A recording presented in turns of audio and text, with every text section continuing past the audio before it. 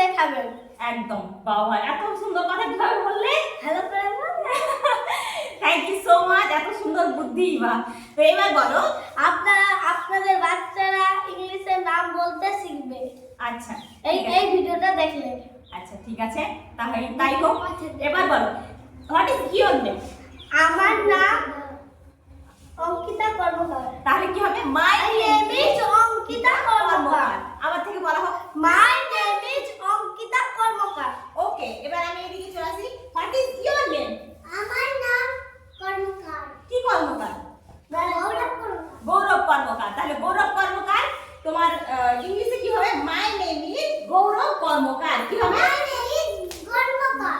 Gaurav Karmakar. Gaurav Karmakar. What is your name? কি আছে নাম?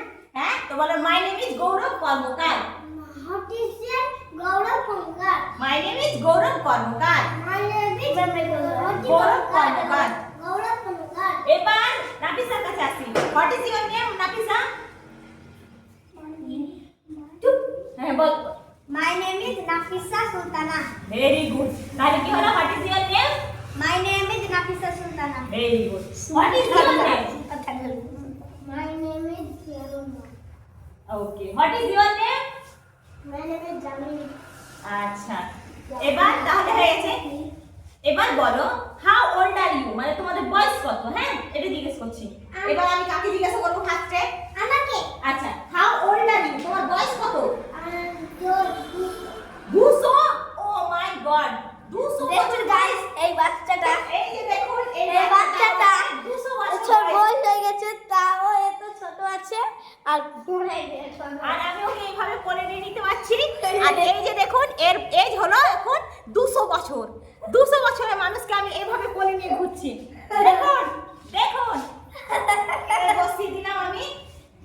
নাকি সালামি তো ওর না, নাম ডাকি। ও আচ্ছা, তাহলে এবার তোমার, আচ্ছা, how old are you Ankita? নিজের এজটা বলবা। My I am 10 years old. I am 10 years old. I am 10 মানে 10 11 years old. I am 11 years old. Old. Years old. I am 11 years old. I am 11 years old. হ্যাঁ, তুই বলে এবার how old are you? Nandas. তো এটা ইংলিশে তোমরা I am 10 years old. I am years old. By the way, এই ভিডিওতে আমরা একদম পুরোপুরি ইংলিশে শুদ্ধভাবে যে বলছি তা না, আমরা শিখাচ্ছি, সঠিককেও শিখাচ্ছি, বাস ইংলিশটা শেখা নিয়ে কথা। হ্যাঁ বলো। বয়স 10 বছর হবে। সেটা ঠিক আছে, যে আর যেটা বয়স। তো আমি ভালো করে পড়তে পারছিলাম, স্যারের মা থ্রিতে পড়েছে। ও ও ভালো করে পড়তে পারছিল না বলে ওর মা ওকে 3তে ভর্তি করছে, কিন্তু ওর অ্যাকচুয়াল এজ 10 বছর। তাই জন্য তো বলেছি ভালো করে পড়াশোনা করো, না হলে একই ক্লাসে বারবার রেখে দিবে বাড়ির লোক। পড়তে না পারলে উঁচু ক্লাসে উঠে কি হবে, তাই তো? হ্যাঁ, তার জন্যই আপনার বাচ্চাদেরকে তাড়াতাড়ি স্কুলে ভর্তি করার চেষ্টা করবেন। একদম ঠিক। আচ্ছা ঠিক আছে, সবাইকে তাড়াতাড়ি স্কুলে ভর্তি যাতে আপনাদের বাচ্চাগুলোর বয়স বেড়ে যাবে, তারপরে আপনার বাচ্চাগুলো হাইড্রোনে মুখে হয়ে যাবে, তখন আবার থ্রিতে বসবে, সবাই আবার ওকে চিন্তা করবে।